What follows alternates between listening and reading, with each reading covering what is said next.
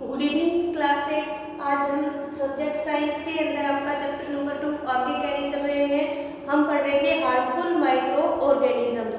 Harmful micro organisms में हमने disease causing bacteria, virus और फंगी के बारे में पढ़ लिया है जो माइक्रो ऑर्गेनिज्म बीमारियां फैलाते हैं। अब हम पढ़ेंगे आगे फूड पॉइजनिंग के बारे में।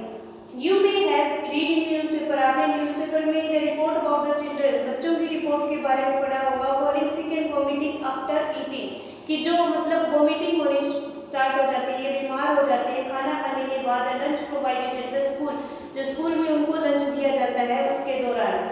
और people falling sick after eating at a marriage party, या फिर किसी मैरिज पार्टी पर लोगों ने खाना खाया और वो बीमार पड़ गए हों।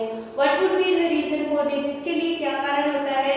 Doctors would tell you that it may be due to food poisoning, doctor आपको बताएंगे कि ये फूड पॉइजनिंग की वजह से हो सकता है। What is food poisoning? Food poisoning क्या होती है? Food poisoning is due to the consumption of food spoiled, कि अगर आपने खराब हुआ खाना खा लिया है बाय सम माइक्रो ऑर्गेनिज्म, कुछ माइक्रो ऑर्गेनिज्म के द्वारा जो खराब किया गया है, उससे फूड पॉइजनिंग होती है। Food is not preserve properly, अगर फूड को प्रिजर्व नहीं किया गया है अच्छी तरह से, it can lead to poisoning, तो इसमें क्या हो सकती है? पॉइजनिंग हो सकती है। Microorganism like bacteria and fungi, कुछ माइक्रो ऑर्गेनिज्म जैसे कि बैक्टीरिया और fungi are responsible for food poisoning, ये जिम्मेदार होते हैं फूड पॉइजनिंग के लिए। Microorganism value grow on our food substance, जब भी माइक्रो ऑर्गेनिज्म क्या होते हैं? फूड पॉइजनिंग क्या होती है? Microorganism value grow on our food, जब माइक्रो ऑर्गेनिज्म हमारे फूड के ऊपर ग्रो होना शुरू हो जाते हैं, दे प्रोड्यूस टॉक्सिक सब्सटेंस, तब वो जहरीली सब्सटेंस उसके ऊपर रिलीज करते हैं। This makes the food poisonous, इससे वो फूड जहरीला हो जाता है। एंड कॉजेज वोमिटिंग, और उससे उल्टी, इलनेस, बीमारी, इवन डेथ या फिर मृत्यु भी हो सकती है। This is called food poisoning, इसे हम फूड पॉइजनिंग कहेंगे। फूड पॉइजनिंग किस किस के द्वारा होती है? बैक्टीरिया के अंदर साल्मोनेला और क्लोस्ट्रीडियम, साल्मोनेला क्लोस्ट्रीडियम के द्वारा, और फंगी के अंदर एस्परजिलस और पेनिसिलियम के द्वारा क्या होता है? इसके अंदर फूड पॉइजनिंग होता है।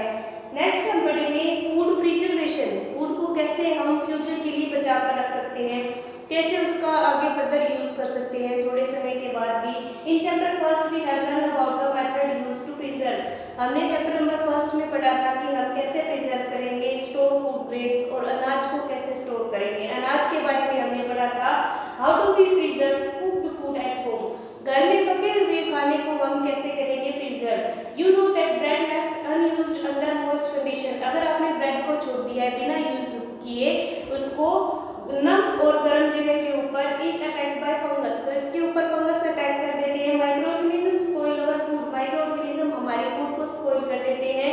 Spoil food emit bad smell, इससे बैड स्मेल आनी शुरू हो जाती है। And has a bad taste, और इसका टेस्ट भी खराब हो जाता है। एंड कलर चेंज, और इसका कलर भी बदल जाता है। Why do you use a refrigerator at home, आप एक फ्रिज का या रेफ्रिजरेटर का यूज क्यों करते हो घर पे? Not only for cooking cooling water, आप केवल ठंडा पानी करने के लिए उसका यूज नहीं करते, but also to store food items, आप बहुत सारे फूड आइटम को भी इसके अंदर स्टोर रखते हैं। These food items if kept at room temperature, in food की चीजों को अगर आप रूम टेम्परेचर के ऊपर रखेंगे, स्टार्ट प्रोड्यूसिंग फॉल स्मेल, तो इनसे गंदी स्मेल आनी शुरू हो जाती है।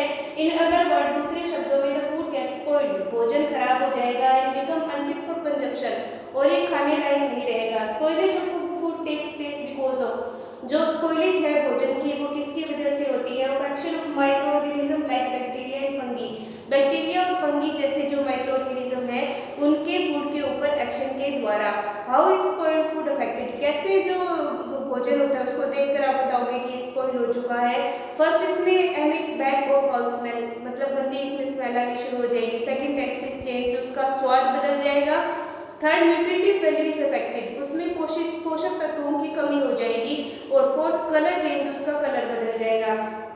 Food preservation is the answer to prevent its spoilage, food preservation ही इसकी स्पॉइलेज को बचाने का तरीका है। There are many advantages of preserving food, भोजन को भविष्य के लिए बचाना है फूड प्रिजर्वेशन होता है, इसके कई सारे फायदे हैं। सम ऑफ दीज आर, उसमें से कुछ फायदे नीचे दिए हुए हैं। First, reduce food wastage bye avoiding spoilage, अगर भोजन खराब नहीं होगा तो उसकी वेस्टेज नहीं होगी।